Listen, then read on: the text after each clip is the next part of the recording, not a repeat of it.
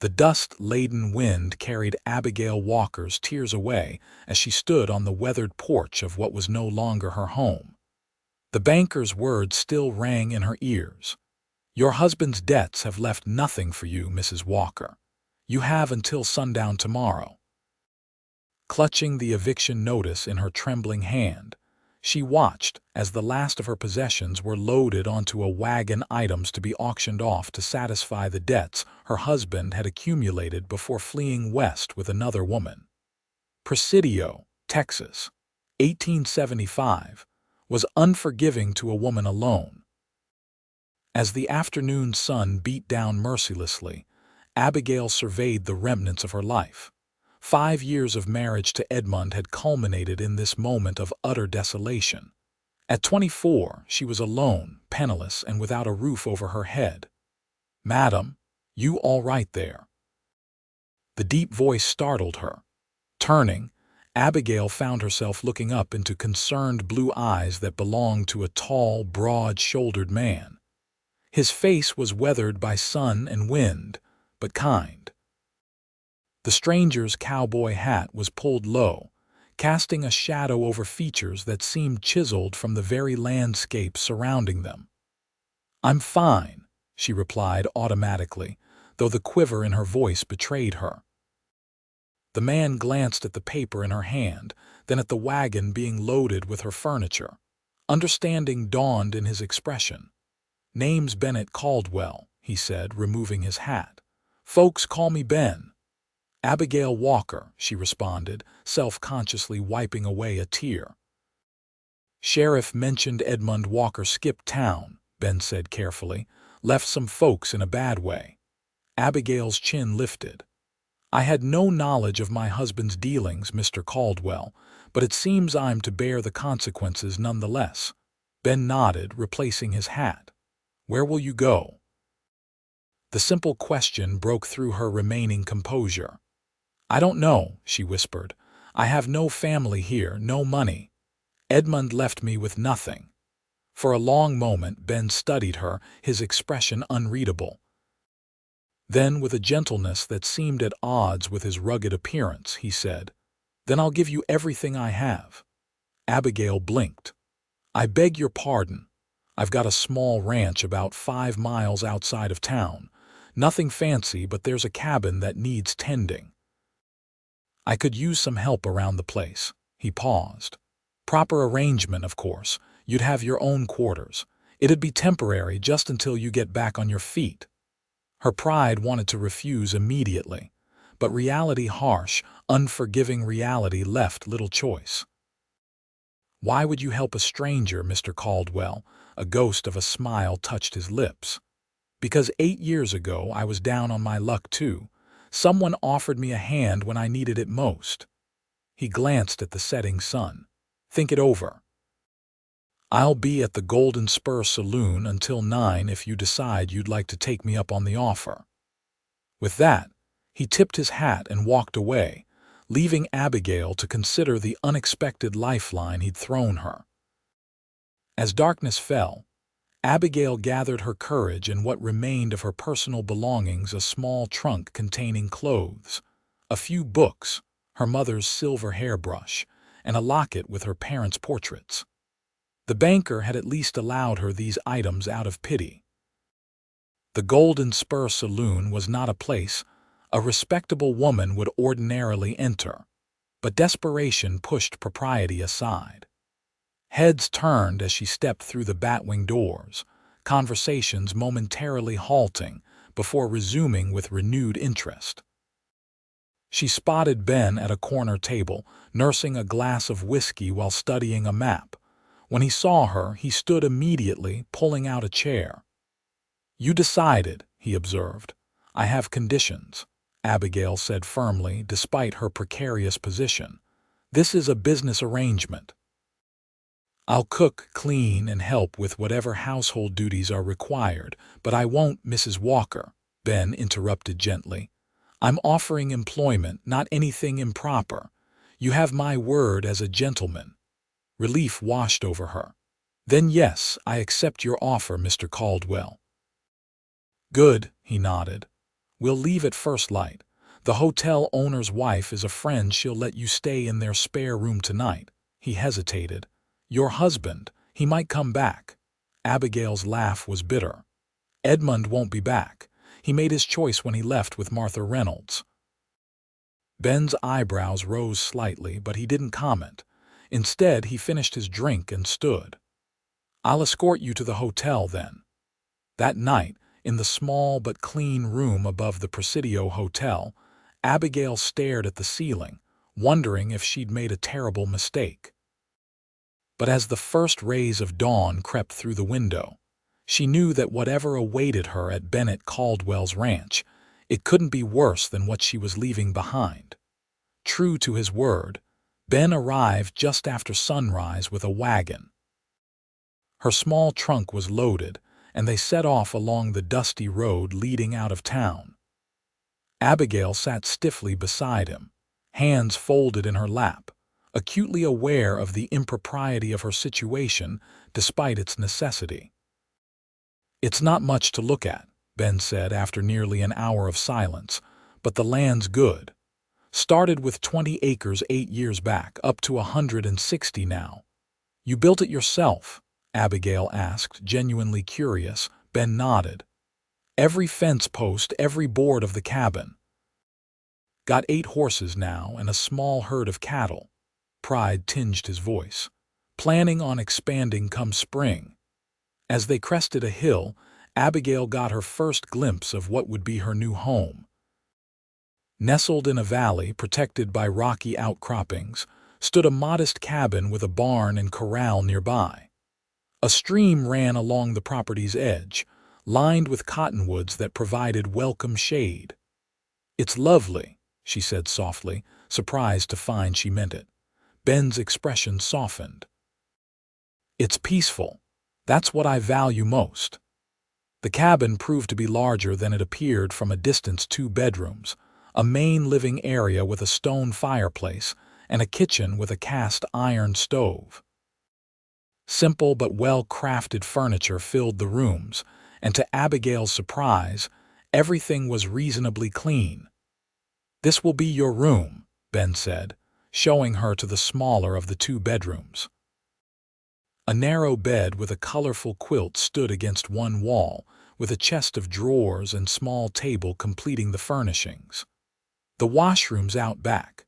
I'll fetch water for you to clean up after the journey." Left alone, Abigail sat on the bed, running her hand over the handmade quilt. For the first time since receiving the eviction notice, she allowed herself to breathe. This strange turn of events from destitution to having a roof over her head in the span of a day felt unreal. When Ben returned with buckets of water, he also carried a small bundle. "Found these in town last month," he explained, somewhat awkwardly holding out what proved to be several books. "Thought they might be of interest to someone someday. Noticed you brought books with you, so." Touched by the gesture, Abigail accepted them.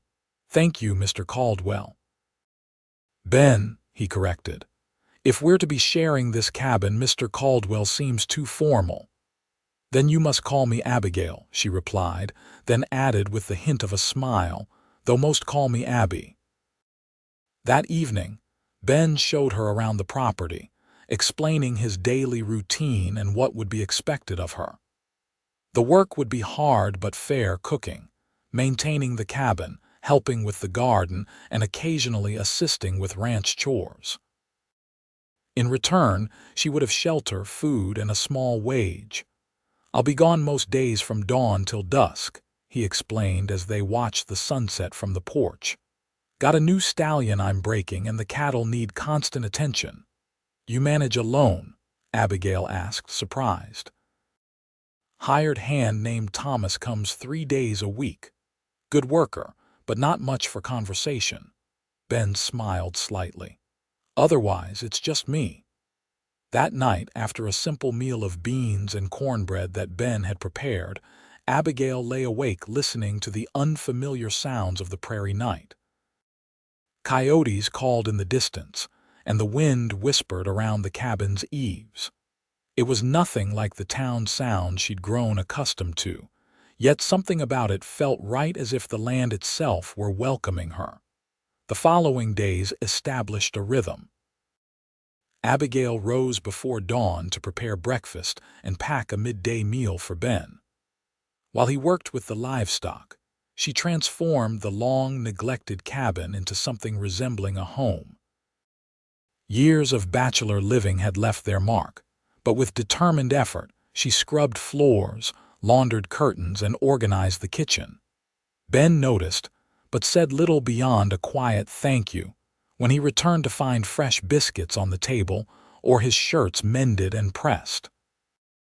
His reserved nature matched her own cautious approach to their arrangement, each maintaining careful boundaries. A week into her stay, Abigail discovered the garden behind the cabin once productive, but now overgrown. Armed with determination and the few tools she found in the shed, she set about reclaiming it from the encroaching weeds. Ben found her there late one afternoon, her face flushed from exertion, hands dirty but satisfied as she surveyed her progress. "You don't have to do this," he said, gesturing to the partially cleared garden. "I want to," she replied simply. "It seems a shame to waste good soil." Something shifted in his expression. "My mother had a garden like this," he said quietly. "Used to grow the sweetest tomatoes you ever tasted."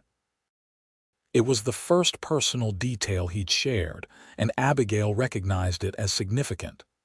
"My mother taught me gardening too," she offered in return. "Said a garden feeds more than the body." Ben nodded, understanding in his eyes. "I've got seeds in the barn somewhere. Bought them thinking I'd get around to it someday." The next morning, Abigail found a wooden box on the kitchen table, filled with carefully stored seed packets. It was a small gesture, but it spoke volumes. As May turned to June, the Texas heat intensified. The days were long and demanding, but Abigail found unexpected satisfaction in the work. Her garden began to flourish, tiny green shoots promising future harvests. The cabin, once Spartan and functional, now felt welcoming, with wildflowers in mason jars and the smell of fresh bread often filling the air. Ben, too, seemed to be thawing. Though still reserved, he began to linger at the table after dinner, sometimes sharing stories of his day or asking about hers. Occasionally, when she read in the evenings, he would sit across from her, whittling or mending tack, the silence between them comfortable rather than strained. One evening, a violent thunderstorm rolled in from the west. Lightning split the sky, and thunder shook the cabin's foundations.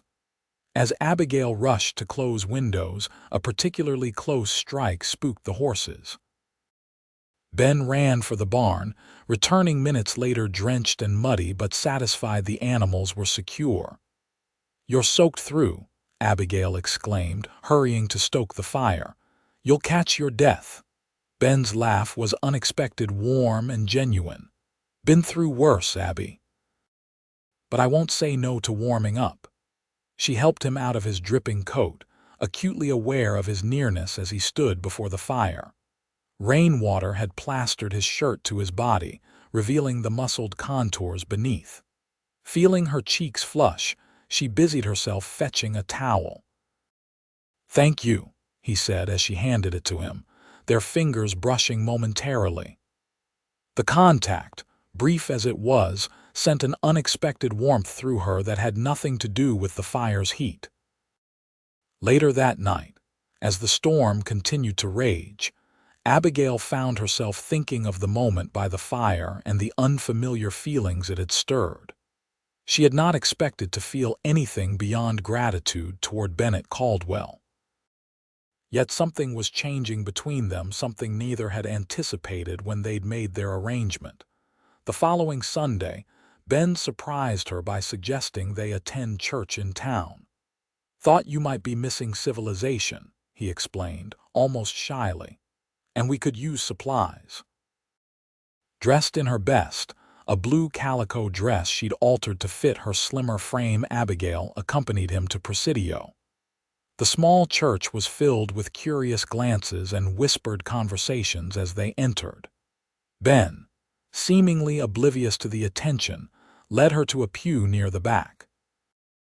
After the service, several women approached Abigail, their curiosity barely disguised as neighborly concern. "Mrs. Walker, we were so worried when you left town," said Mrs. Peterson, the general store owner's wife. "Working for Mr. Caldwell, are you?" "Yes," Abigail replied firmly. "Mr. Caldwell has been most kind." "Kind, is he?" Mrs. Peterson's eyebrows rose suggestively. "Living out there all alone with a single man. People talk, you know." Before Abigail could respond, Ben appeared at her side. "Mrs. Peterson," he greeted politely, "I see you've been keeping Mrs. Walker company. We should be got supplies to fetch before the ride back." As they walked toward the general store, Abigail felt the weight of judging eyes. "They think the worst," she murmured. Ben's expression hardened. "People always do. Does it bother you?" She considered the question seriously. "It should, but strangely it doesn't, not as much as it once would have." His smile was brief but genuine. "Good, because their opinions don't change who we are or what's true." At the general store, Ben insisted on buying fabric when he caught Abigail admiring it. "For curtains," he said when she protested. "The kitchen windows need them." It was another small kindness in a growing collection. They were loading their purchases when a commotion down the street caught their attention. A group of men had surrounded a young Chinese man, shoving him roughly. "No good foreigners taking honest work," one man shouted. Without hesitation, Ben strode toward the confrontation, his hand resting on the pistol at his hip. Abigail followed, concern overriding caution. "That's enough, Dawson," Ben called out, his voice carrying authority. 6 against 1 doesn't seem sporting." The ringleader turned, sneering. "Stay out of this, Caldwell. Ain't your business." "Making it my business," Ben replied evenly. "Lai Y works for the Harvey house. Does his job well from what I hear. What's your quarrel with him?" "These Chinese are undercutting wages," another man spat. "Working for pennies." Ben's stance remained relaxed, but Abigail sensed the tension coiled within him. "Seems to me a man has the right to earn his living however he can. Now step aside and let him be." For a moment, it seemed the confrontation might escalate. Then Sheriff Thorne appeared, rifle in hand. "Problem here, gentlemen." The group dispersed, muttering threats but unwilling to challenge both Ben and the law. The young Chinese man bowed slightly to Ben, murmuring thanks before hurrying away. "Didn't expect to see you in town, Caldwell," the sheriff remarked, eyeing Abigail curiously. "Supply run," Ben replied shortly. "We were just leaving." As they rode back to the ranch, Abigail studied Ben's profile. "That was brave," she said finally. "Standing up for that young man." Ben shrugged. "Wasn't brave, was right. Tell me about him, Lai Y." Ben glanced at her, seeming to weigh his words. "Came over to work on the railroad. Hard worker, sends most of his earnings back to family in China. Folks in town don't like what they don't understand. You seem to understand him well enough." A shadow crossed Ben's features. "Had a Chinese friend once. Good man. Saw him lynched by a mob similar to that one." His jaw tightened. "Couldn't stop it then. Won't stand by now." The simple declaration revealed more about Bennett Caldwell than perhaps he intended. Here was a man guided by principle rather than popularity, by justice rather than convenience. That evening, as they sat on the porch watching fireflies dance in the gathering darkness, Abigail found herself studying Ben's hands, strong, capable hands that could break a wild horse, yet gently tend a wounded bird, as she'd seen him do the week before. "Why did you really offer me a place here?" she asked suddenly. "The truth." Ben was quiet so long she thought he might not answer. Finally, he sighed. Saw you standing there on that porch looking like the world had ended but refusing to break. Reminded me of someone. Who, myself, he admitted, lost everything once. Made some bad choices, trusted the wrong people. He met her gaze directly. And no one offered me shelter until I'd hit rock bottom. Thought maybe I could spare you that part of the journey. The honesty touched her deeply. Thank you, she whispered. Not just for the shelter, but for allowing me to keep my dignity. As June gave way to July, the heat became oppressive. The garden required constant attention to keep from withering, and Abigail often worked there in the early mornings before the sun became too intense. One such morning, she was so absorbed in her task she didn't hear Ben approach until his shadow fell across her. "You're working too hard," he observed, offering a dipper of water. Gratefully, she accepted it. "Says the man who's been breaking horses since dawn." His smile came easier these days. "Fair point." He surveyed the thriving garden. "You've worked miracles here," pride warmed her. "We'll have fresh vegetables soon. The tomatoes are nearly ready." "We should celebrate," Ben said suddenly, "when the first tomato ripens. Mark the occasion." The idea delighted her. "What did you have in mind?" "Leave that to me," he replied with unexpected mischief in his eyes. 3 days later, the first tomato turned perfectly red. Abigail picked it reverently, carrying it inside like a precious gem. Ben was nowhere to be found, but a note on the table informed her he'd gone to town and would return by evening. True to his word, he arrived as the sun was setting, his saddlebags bulging mysteriously. "Is that it?"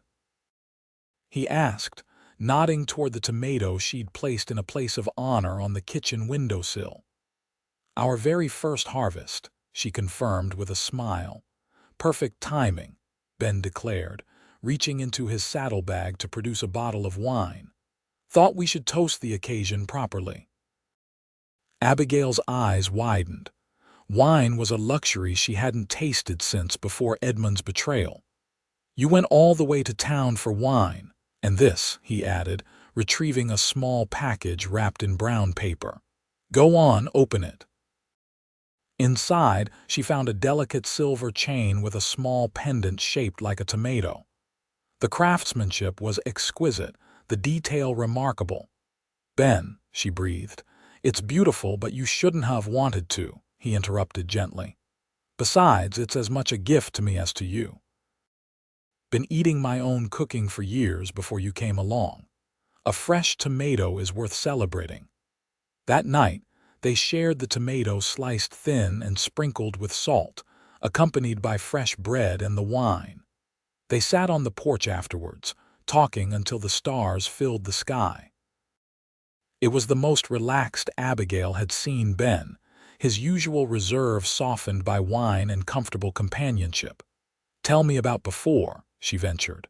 "You mentioned losing everything once." Ben was silent for a moment, swirling the last of his wine. "Was engaged once, back in Missouri. Family had a good farm, prospects were bright." His expression darkened. "Then the war came, fought for the Union. When I returned 4 years later, my fiancé had married my cousin, my parents had died of fever, and the farm had been sold to pay debts." "I'm sorry," Abigail said softly. He shrugged. "Life happens that way sometimes. Spent a few years drifting, doing whatever work I could find, some of it not entirely respectable." A wry smile touched his lips. "Then found my way here, started over. And you've never thought of marrying again?" The question hung in the air between them, suddenly charged with meaning neither had intended. "Thought about it," Ben admitted quietly. "But trust comes hard after betrayal." His gaze met hers. "Something I suspect you understand." Abigail nodded, unable to look away from the intensity in his eyes. "Edmund wasn't always unkind, just weak. Gambling debts, bad investments. When Martha Reynolds batted her eyelashes and offered a way out, he took it. His loss," Ben said simply.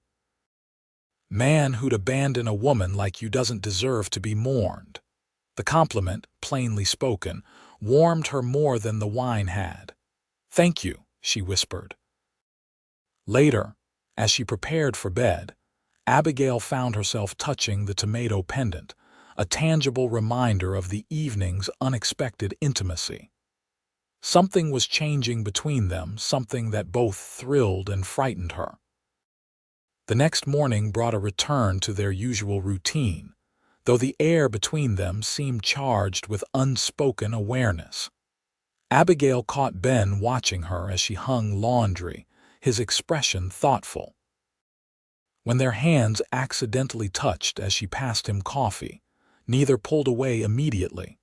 That afternoon, as Abigail was preparing dinner, riders approached the cabin. Through the window, she saw 3 men dismounting strangers with hard expressions that set her instantly on guard.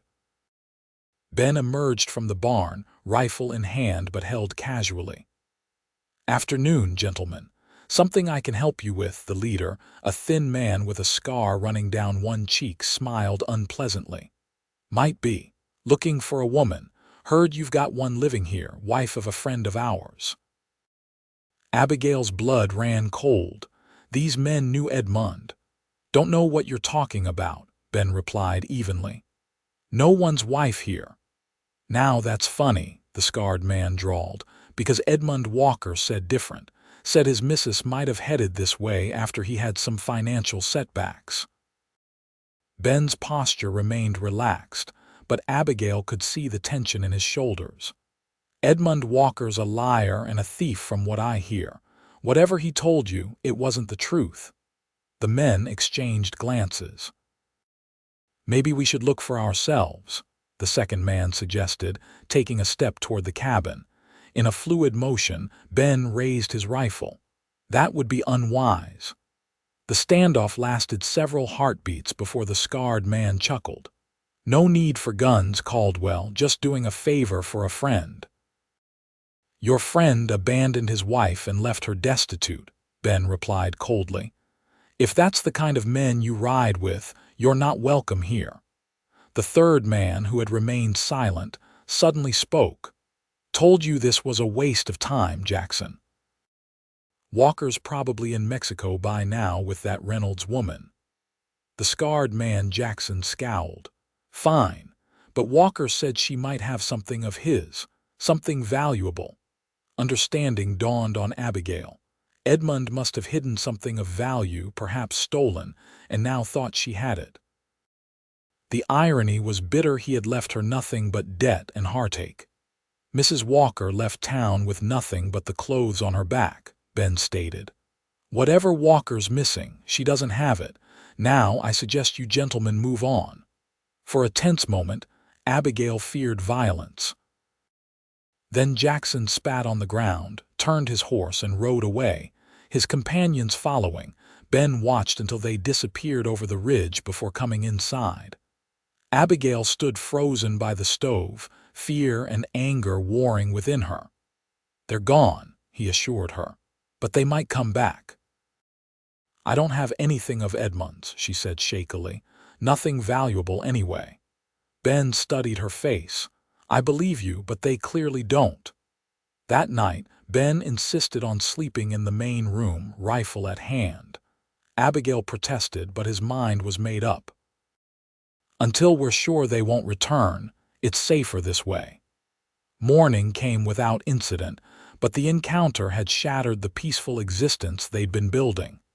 Ben was distracted, constantly scanning the horizon as he worked.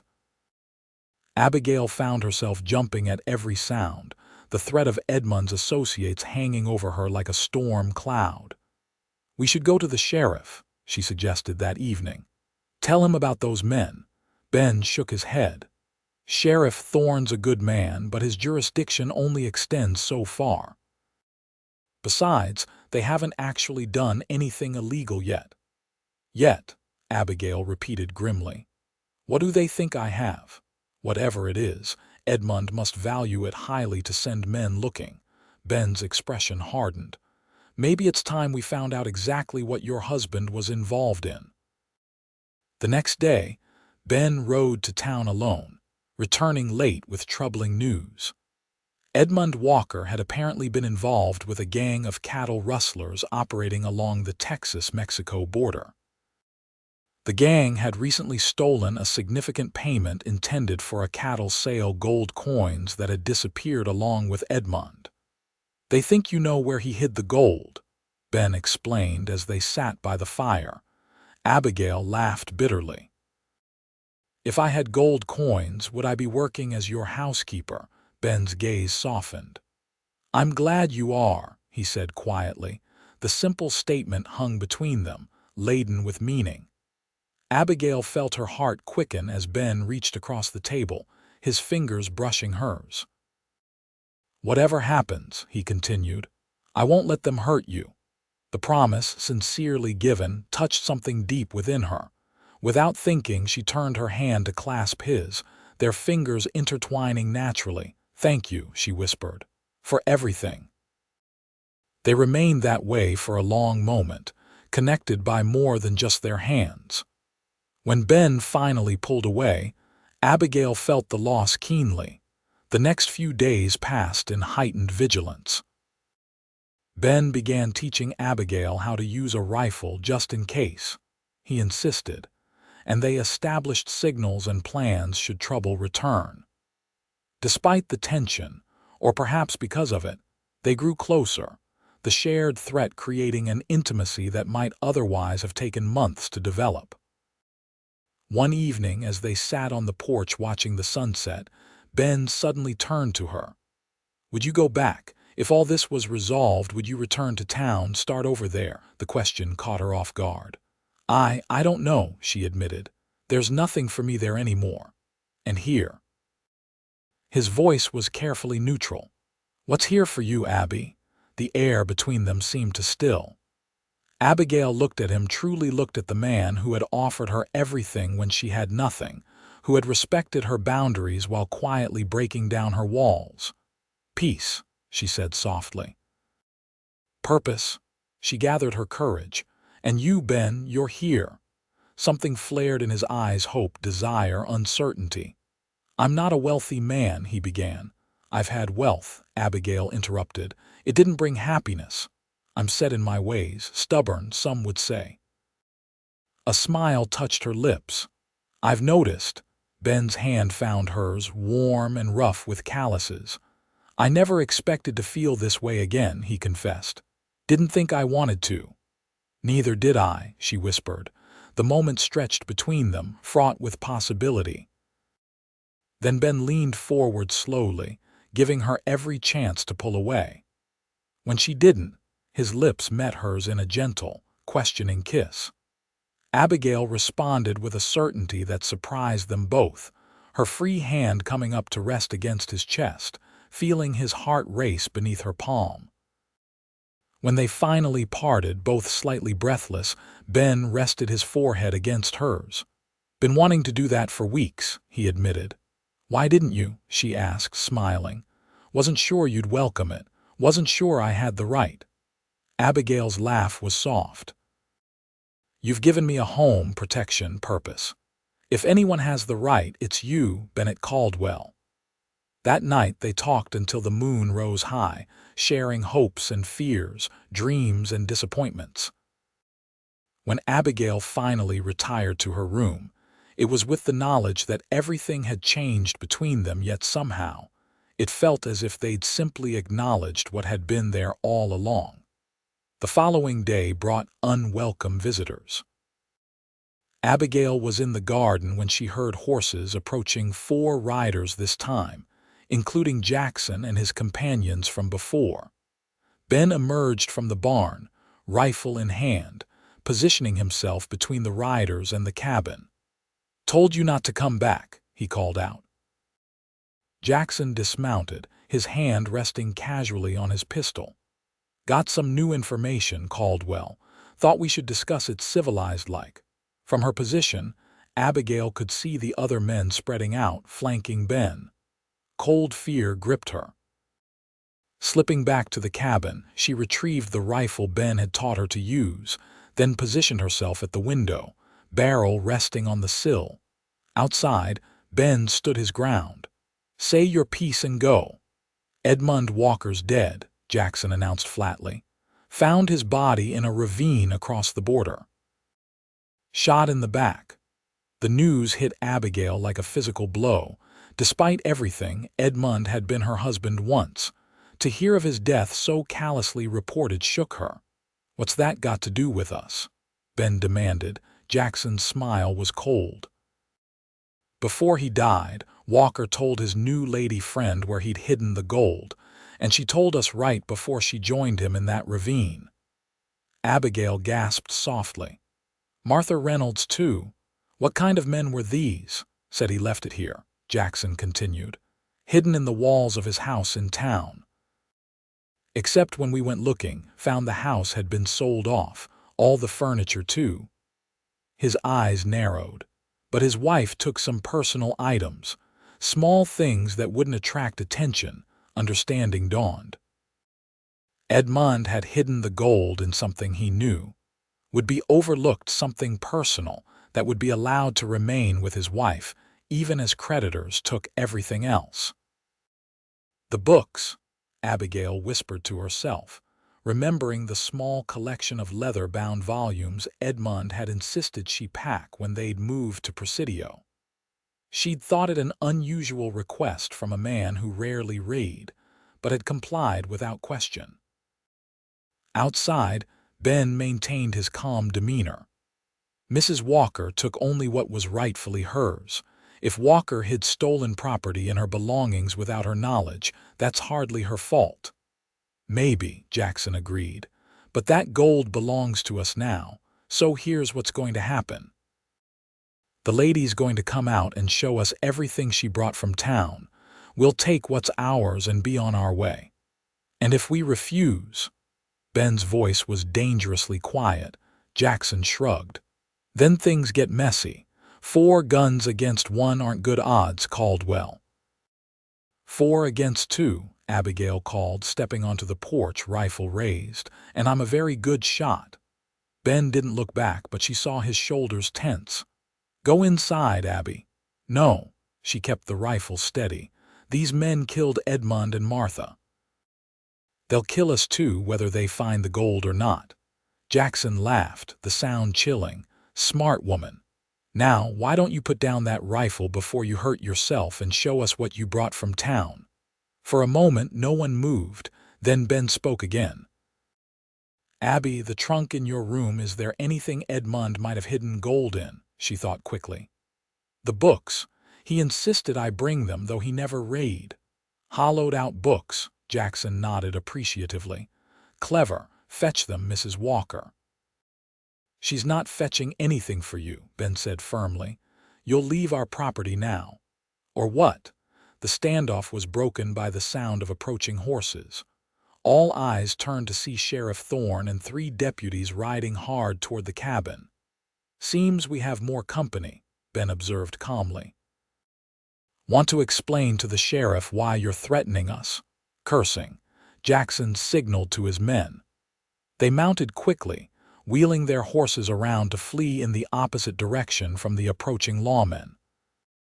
Gunshots rang out as the deputies pursued, but the outlaws had a head start and soon disappeared among the rocky outcroppings.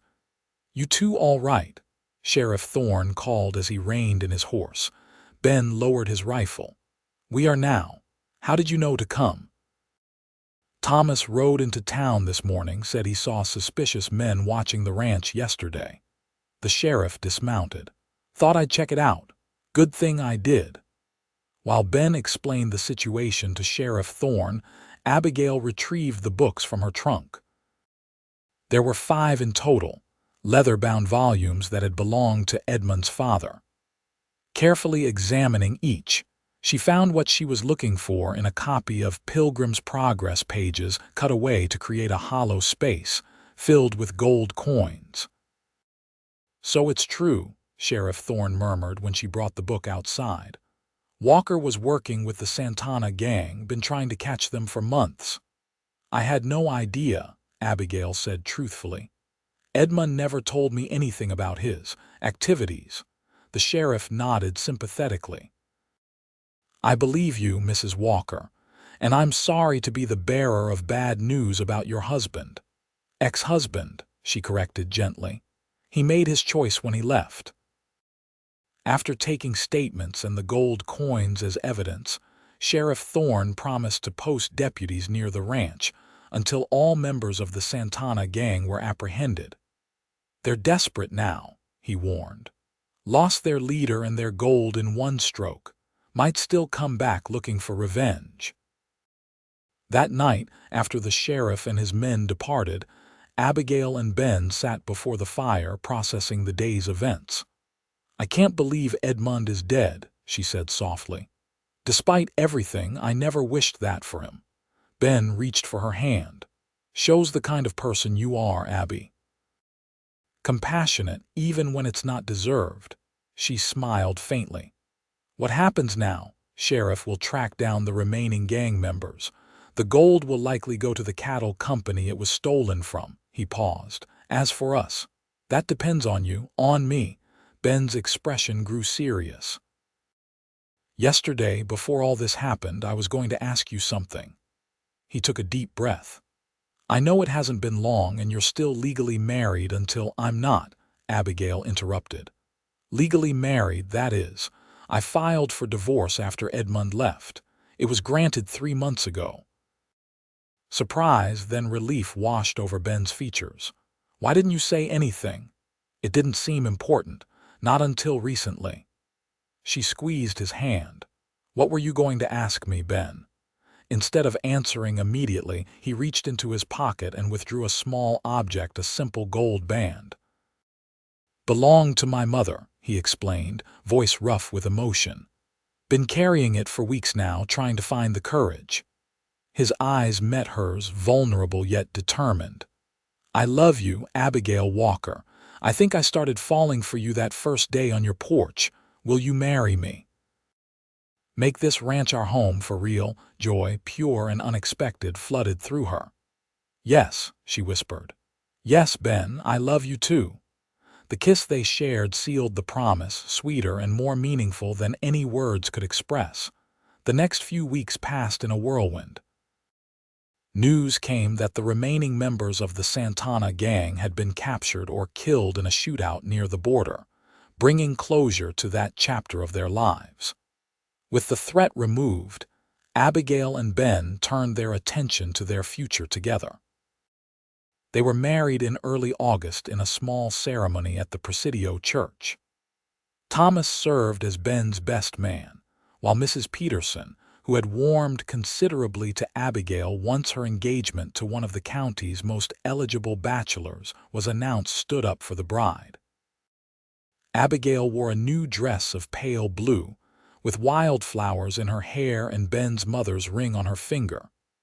Ben, scrubbed and uncomfortable in a new suit, couldn't take his eyes off her as they exchanged vows. The reception at the Golden Spur Saloon, temporarily transformed into a respectable venue, was filled with well-wishers, many of whom had initially gossiped about Abigail's living arrangement. She found she didn't mind their hypocrisy.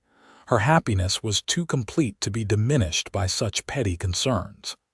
As evening fell, Ben led his bride away from the celebration, back to the ranch that was now truly their home. The cabin had been transformed for the occasion, with fresh curtains at the windows and wildflowers on every surface. "Welcome home, Mrs. Caldwell," Ben murmured, lifting her across the threshold. "I've been home since the day you brought me here," Abigail replied, drawing his face down for a kiss. That night, as they lay entwined beneath the quilt on what was now their shared bed, Ben traced the contours of her face with gentle fingers. "When I said I'd give you everything I have," he whispered, "I never imagined you'd give me so much more in return." Abigail smiled, pressing a kiss to his palm. "We gave each other second chances, a fresh start." "And a future," Ben added, his hand coming to rest protectively over her abdomen. "Our future." The gesture was meaningful. They had spoken of children, of building a family together. It was a dream that now seemed within reach of life. Neither had dared hope for mere months ago. Fall came to Presidio County, bringing cooler temperatures and abundant harvests. Abigail's garden yielded more than they could use, allowing them to sell the excess in town and preserve the rest for winter. The cattle thrived under Ben's careful management, and plans for expanding the herd the following spring were well underway.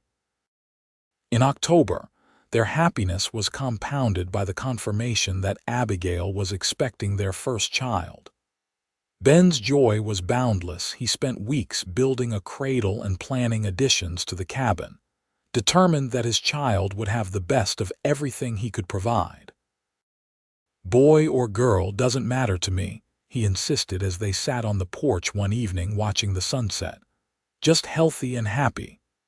Abigail, her hand resting on her still flat stomach, smiled. "I think it's a boy, strong like his father." Ben's arm tightened around her shoulders. "Stubborn, like his mother."